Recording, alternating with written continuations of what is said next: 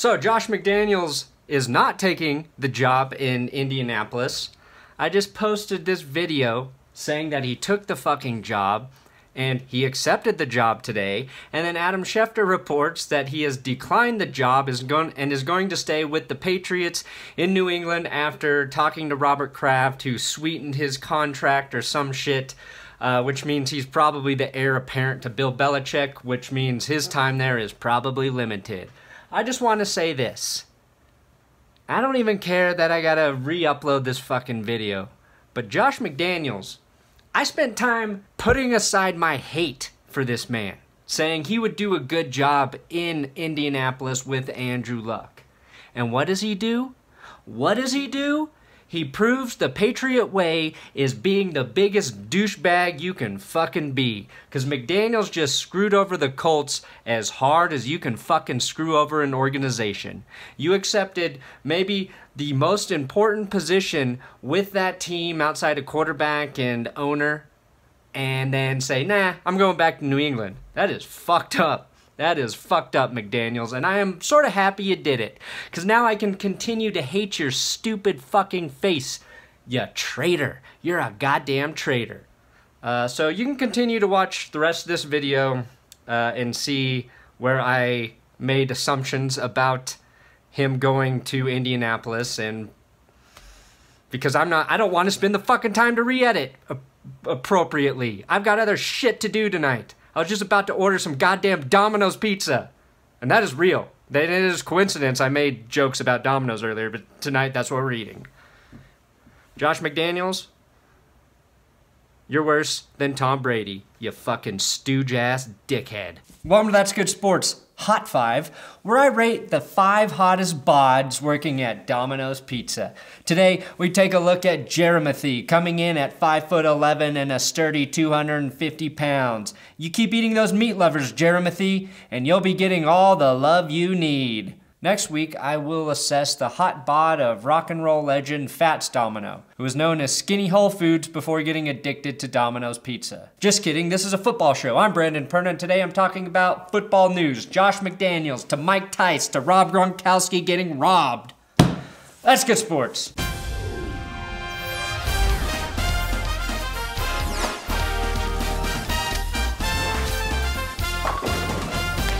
I do have big dick Patreon shout outs for Tim Vochowski. I don't know if that's right. Fuck you, Tom Brady, with that $4.20 donation, and Michael Turner with the Monster Cock $20 donation, and the funniest donation to date, $2 from I was the tall Mexican looking kid who checked you out at Kohl's once.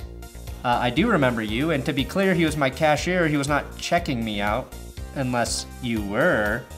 This channel operates on fan funding, so if you like it and you want to donate, there's a link in the description to my Patreon page, patreon.com/thatsgoodsports. Now let's go ahead and start with Josh McDaniels, formerly known to Broncos fans as Josh McDoucheface, and now currently known to everybody in the NFL as Josh McDoucheface. He officially joined the Indianapolis Colts as their next head coach. Except he didn't, because he's a fucking Benedict Arnold. Goddamn modern day Benedict Arnold, aren't you, Josh? I love this hiring for the Colts because it contributes to the big Patriots breakup.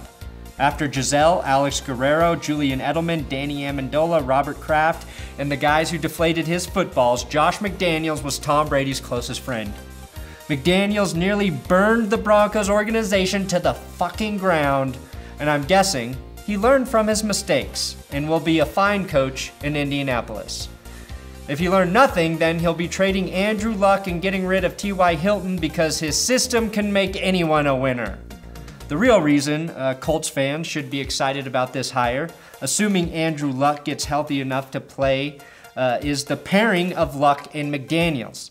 Athletically speaking, Andrew Luck is far more talented than Tom Brady. Physically speaking, though, Tom Brady has taken shits more handsome than Andrew Luck. Now, Andrew Luck and Rob Gronkowski may both look like cavemen, but Gronk is the only one of the two who lives in the modern world with a prehistoric brain. Luck is quite intelligent, which has to be a big reason McDaniels took the job. The Colts as a team need a lot of work, but McLuck is a great start moving forward. Everything I just said about you, Josh, the exact opposite is true. You're a coward. who hasn't done shit without Tom Brady. And even though you had a better quarterback in your hands, you're too scared you would fuck up again, because deep down inside you know you're just a fuck up. You fuck up. What is this, payback for Deflategate? Are you paying the Colts back for Deflategate because your stupid team tried to cheat in a stupid fucking way? Or are you just a giant fucking coward? You're a fucking coward. I also believe that Matt Patricia will find head coaching success in Detroit. Both McDaniels and Patricia smartly selected organizations with good quarterbacks. I believe Detroit has a better team today, but with free agency in the draft, that could change by the beginning of May. I don't believe Patricia will fall on his face like every other coordinator to leave the Patriots and take head coaching jobs elsewhere. You have Romeo Crennel, Charlie Weiss, Eric Mangina. You know what that is? That's old Greg's vagina. I got a mangina. I'm old Greg. Sorry, Eric Mangini. That old Greg is a sneaky bastard. Josh McDaniels, and the verdict is still out on Bill O'Brien. Now, with the straight-up comparison, McDaniels to Patricia, I believe Josh has a better chance to succeed. Unlike Crennel, Weiss, Mangini, and even Patricia, Josh McDaniels is the only one who doesn't look like 3 of his 4 daily meals come from Domino's Pizza. Yeah, all those guys are huge. And Bill O'Brien is the only one who is kind of riding the line on whether or not he's really overweight, which is the only reason he still has a head coaching job. If Matt Patricia wants to succeed as head coach, he should invest in P90X. Oh yeah, you may be more fit than those other coaches, but I hope you get diarrhea for the rest of your life. I hope that's the only reason you're in better shape, is because you have diarrhea every day, just pouring, gushing, spraying out of your stupid, tight, tiny little asshole.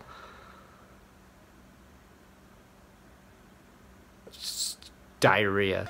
In addition to looking like the son of Robert Baratheon, being an aerospace engineer, and starting his coaching career on the offensive side of the ball, one of the reasons I think Matty P has a great chance to succeed in Detroit is he already has a good relationship with GM Bob Quinn. The GM head coach relationship is almost as important as the QB and head coach relationship. I mention that because 11 of Detroit's 17 unrestricted free agents are defensive players, with some key pieces in Haloti Ngata, Tahir Whitehead, and Ziggy Ansah.